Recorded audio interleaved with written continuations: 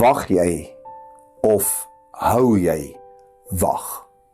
Daar's daar die mooi teks in Habakuk 2 vers 1 wat sê, ek wil op my wagpos gaan staan en op die uitkyktoring gaan sit. Ek wil uitkyk om te sien wat die Here vir my sal sê. Nou niemand van ons hou daarvan om te wag nie. Ons kultuur is 'n ongeduldige kultuur. Ons hou van kitskos, kitsbanke en ja natuurlik, kits antwoorde. Wag voel dikwels vir my en jou net soos tydmors. Maar in die Bybel is wag dikwels 'n plek van voorbereiding. Dis 'n plek van groei. Hoor wat sê Jesaja 40 vers 31. Die wat op die Here wag, kry nuwe krag. Maar party mense is nie net besig om te wag nie. Hulle is wagte. 'n Wag is iemand wat op 'n muur staan, op 'n hoogte staan. Hulle hou uitkyk, hulle beskerm, hulle waarsku.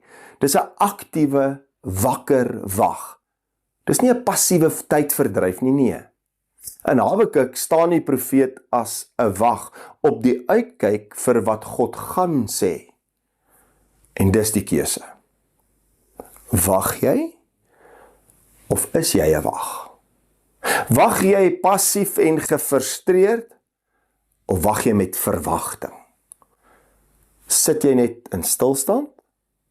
Of staan jy op jou wagpos met geestelike fokus? Die verskil lê in doelgerigtheid. 'n Wag het 'n doel.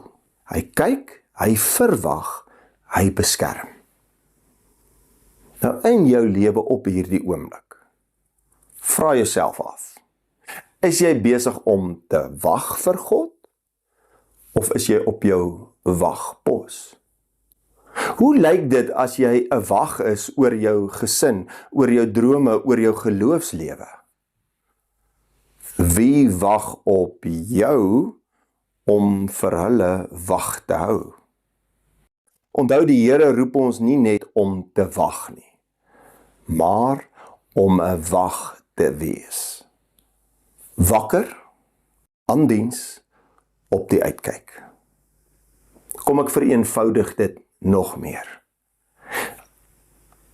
As jy in die see swem, wil jy 'n lewensredder hê wat wag tot sy skof verby is? Of wil jy 'n lewensredder hê wat wag hou, op die uitkyk is vir gevaar of iemand wat dalk skree, iemand wat wag hou, aktief deelneem, kyk vir liggaamstaal vir iemand wat dalk in die moeilikheid is? Mag jy in jou geloofslewe nie net altyd agteroor arms gevou sit en wag nie. Wag dat dit beter sal word, wag vir beter dae nie. Maar dat jy wagtend 'n wag sal wees wat God se teenwoordigheid aktief verwag. Kom ons bid saam. Genadige God, Hemelse Vader, Heer, dankie dat ons tot U kan bid. Dat ons nie net altyd hoef te wag nie, maar dat ons as gelowiges wagtend kan wees. Want ons weet, U keer terug, U gryp in, U is deel van ons werklikheid. Help ons, Here, dat ons nie altyd agteroor sal sit en gefrustreerd sal wag vir uitkoms van U af nie.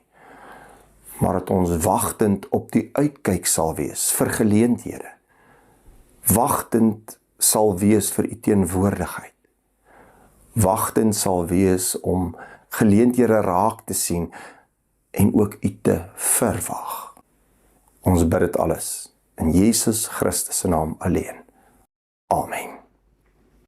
Dankie dat jy vandag weer ingeskakel het hier by die kerk aanlyn. Indien dit vir jou moontlik is, jy weet al, deel hierdie evangelie. Dalk is daar iemand daar buite wat net soos Jesus se disippels in die tuin van Getsemane aan die slaap geraak het, omdat hulle net gewag het, in plaas van biddend wag gehou het. Tot 'n volgende keer.